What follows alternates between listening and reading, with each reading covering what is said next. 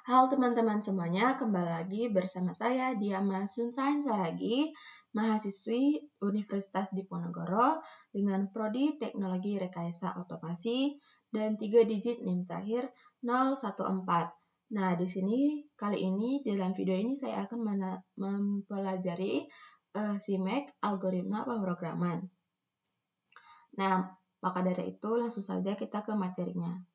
Nah, dari video ini kita akan menjelaskan atau belajar tentang CMake. Jadi CMake itu apa, kemudian instalasinya bagaimana, dan juga kita akan coba membuat aplikasi yang kita menggunakan AI. Nah, langsung saja kita jelaskan. Jadi apa itu CMake? Ada sebuah build system generator lintas platform yang digunakan untuk mengatur, mengonfigurasi, menghasilkan berkas build bagi sebuah proyek dan perangkat lunak. CMake tidak melakukan kompilasi langsung, melainkan menghasilkan sistem bukti seperti Makefile, Ninja Build, dan Project File atau Visual Studio. Dengan kata lain, CMake berfungsi sebagai otak konfigurasi yang menerjemahkan struktur proyek dan aturan build menjadi suatu yang bisa dijalankan oleh compiler. CMake menjadi standar industri dalam pengembangan C dan C++ modern karena fleksibilitas serta kemampuan untuk bekerja pada Windows, Linux, dan macOS tanpa perlu mengubah kode build secara signifikan. Kemudian tujuan utama penggunaan CMake. Pertama itu standarisasi konfigurasi build. Daripada membuat Makefile manual yang rumit dan tidak portable, CMake menyediakan satu sumber konfigurasi, CMakeList.txt, yang bisa digunakan di semua platform. Yang kedua, mempermudah pengaturan dependensi. CMake membantu mengelola hubungan antar file, library internal, library eksternal, modul, semua dapat didefinisikan dalam satu tempat. Kemudian menyederhanakan portabilitas proyek. Proyek ini dapat dibangun di MS YS2, MNGW, WSL, Linux Native, atau Windows dengan Visual Studio hanya dengan mengubah generator tanpa mengubah konfigurasi proyek. Nah, keempat, meminimalkan duplication dan konflik konfigurasi. CMake ini menyediakan sistem modular untuk proyek membesar, hingga setiap folder bisa memiliki konfigurasi sendiri tanpa mengacaukan struktur utama. Nah, kemudian ada manfaat penggunaan CMake. Portable dan fleksibel, mendukung banyak compiler, konfigurasi tersentralisasi. Jadi hanya butuh mengatur build melalui CMakeList.txt. Dukungannya luas, banyak ide yang mendukung CMake otomatis. Kemudian modular, memungkinkan pengorganisasian proyek dalam banyak folder secara rapi. Kemudian integrasi mudah dengan library eksternal melalui find_package atau konfigurasi manual. Mempermudah pemeliharaan proyek jangka panjang. Struktur menjadi lebih teratur dan standar. Kemudian ada persiapan sebelum penggunaan CMake. Pertama kita install MSYS2. Nah, ini bisa unduh di situs resmi dan lakukan di upload awal. Bisa install di komputer atau laptop ya teman-teman. Nah, setelah itu kalian bisa melakukan prompt ini pacman SYU. Jika kita minta restart, maka dia akan restart. Kemudian bagaimana cara install compiler dan CMake? Nah, kita bisa menggunakan kode ini, copy di dalam terminal MSYS2. Kemudian lanjut ke install CMake MSYS2. Nah, di sini bisa kalian klik yang ini. Nah, jadi ini ada tambahan CMake-nya untuk menginstal CMake. Nah, kemudian untuk struktur awal membawa folder, siapkan ini struktur minimalnya. project folder, cek CMake list, txt, crc, tempat untuk menyimpan file, cpp atau .h. Alur kerja CMake ini bisa dijelaskan bertahap dan detail. Yang pertama kita akan menulis file konfigurasi, nama project, versi minimal CMake, bahasa yang dipakai, mode atau standar compiler, file sumber apa aja yang harus di-compile, output berupa executable atau library, pengaturan tambahan seperti include directory, library eksternal, flag compiler, dan sebagainya. Nah, CMake ini tidak akan berjalan tanpa file ini, yang tadi yang itu. Nah, kemudian membuat directory build atau build directory. Itu CMake memiliki konsep out of source build, yaitu semua file di hasil build ditempatkan di folder terpisah agar folder tetap bersih. Nah, biasanya dilakukan seperti ini, ya. Ini akan menjadi CMake menghasilkan file build. Nah, kemudian menjalankan perintah generate.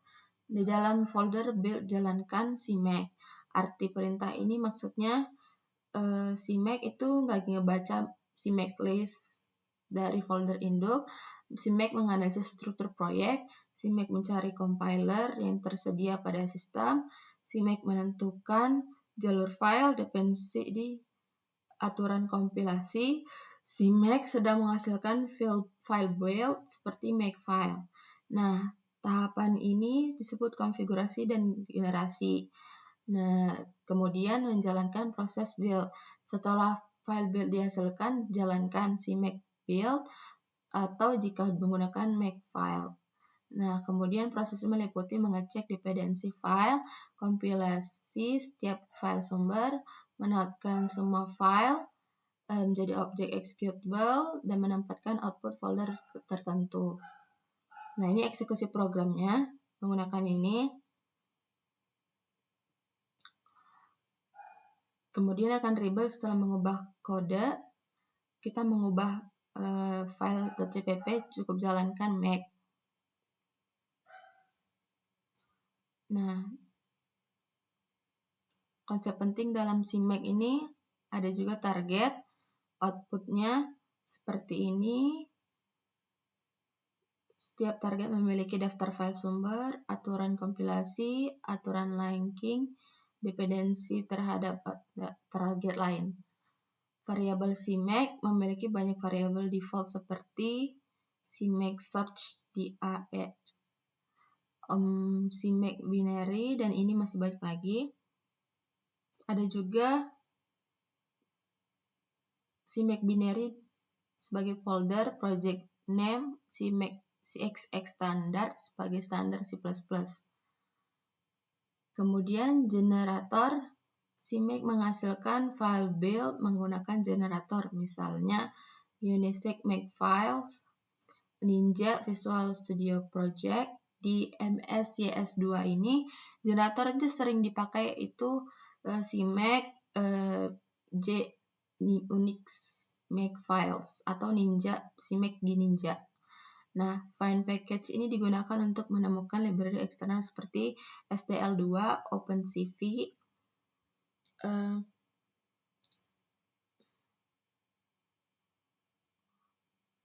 seperti Qt, dan walaupun tidak bisa dibuatkan contoh kode, intinya fungsi ini mengotomatiskan pencarian lokasi library di dalam sistem.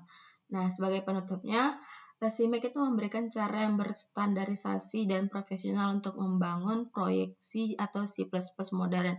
Dengan memahami alurnya, mulai dari penulisan CMake list, proses generate, build, hingga eksekusi, kamu dapat mengelola proyek dengan baik, rapi, fleksibel, dan berskala besar, terutama di dalam lingkungan MCS. Langsung saja kita coba. Di sini kita harus masuk ke Google dulu. Kita download CMake, kita install, kemudian scroll, lalu klik yang ini. Karena kita pakai Windows, jadi kita pakai yang ini ya teman-teman. download.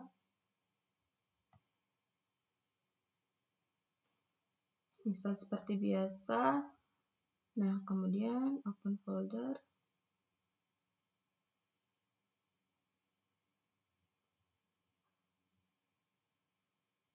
Bisa langsung dijalankan juga programnya. Next aja ini step-stepnya.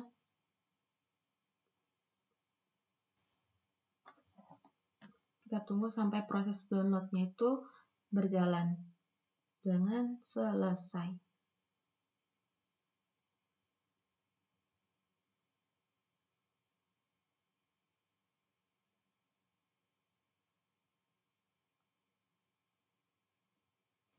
Nah, di sini udah selesai. Kita bisa finish langsung. Kemudian masuk ke pencarian MCS 2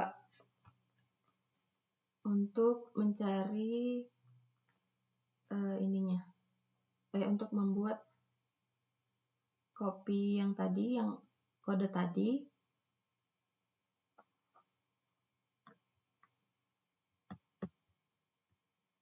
Bisa langsung ditempel, langsung enter. Nah, dia ini masukkan ini, yes. Nah, kemudian tunggu instalasinya selesai.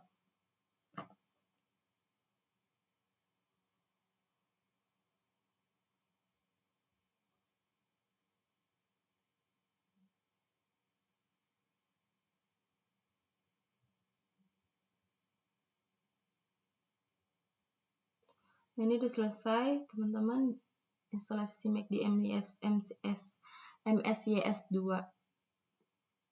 Sekarang kita buat ke VS Code dan membuat aplikasi. Nah, di sini kita udah masuk ke Visual Studio Code. Langsung saja kita mulai instalasi. Kita masuk ke CMake Tools. Jangan lupa di-download juga di dalam extension CMake Tools-nya. Aku ini udah install, teman-teman.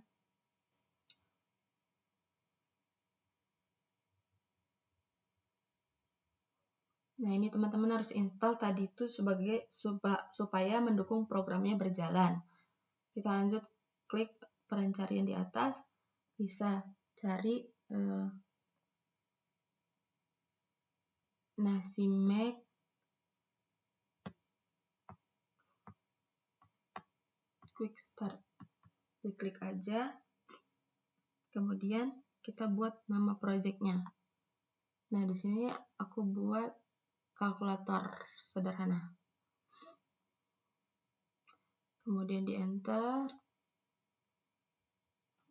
baru create C++. Kemudian setting sebagai create dan executable. Ini checklist keduanya. Kemudian oke. Nah, ini ada dua file, CMake list dan main CPP. Kalian bisa klik aja add a new preset. Ini create from compiler for compilers.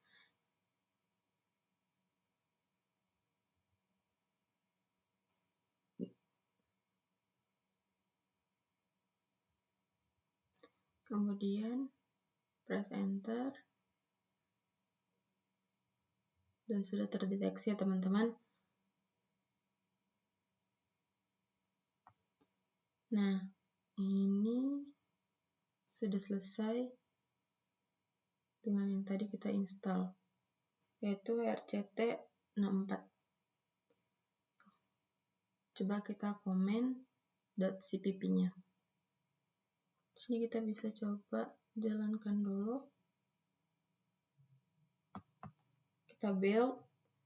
Nah, di sini lihat finish with exit code. Artinya program sudah berjalan. Nah, sekarang kita jalankan untuk melihat hasilnya. Nah, ini programnya jalan dengan lancar. Sekarang kita buat kalkulator dari AI.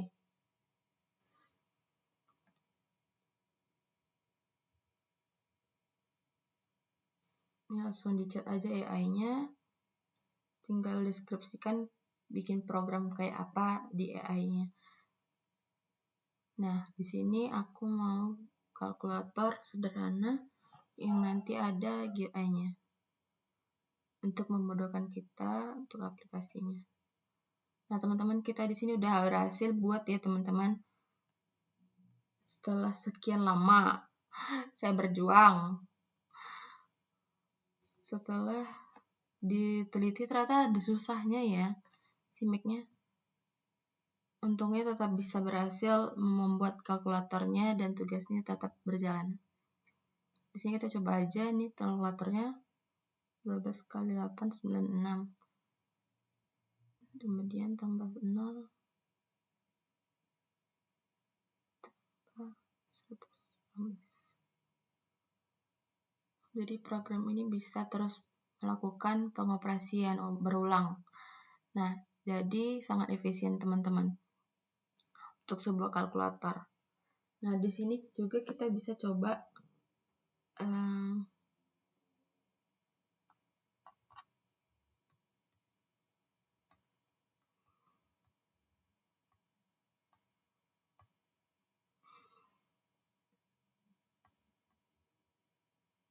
ternyata berfungsi dengan baik ya teman-teman kalkulatornya.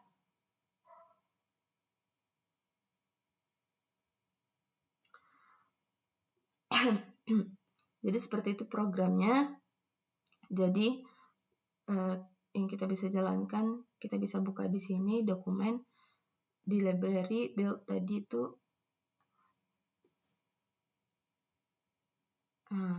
Di sini dia langsung seperti window tanpa kita membuka program tadi ya teman-teman. Jadi kita bisa pakai di mana aja, kita bisa juga kirim ke siapapun. Jadi dia lebih fleksibel. Jadi kita nggak perlu buka running program karena dia otomatis sudah bisa dibuka atau bisa dijalankan membuka Windows secara langsung. Jadi seperti itu saja video kali ini. Jadi mungkin cuma itu video dari aku, penjelasan tentang si Mac dan pembuatan tata cara atau algoritma pemrogramannya, yaitu membuat kalkulator sederhana yang bisa dipakai secara fleksibel dan bekerja dengan baik. Nah, mungkin kurang atau penjelasan yang kurang enak atau kurang dapat, teman-teman boleh dimaklumi dan boleh ditambahi di kolom komentar. Sekian dari saya, terima kasih.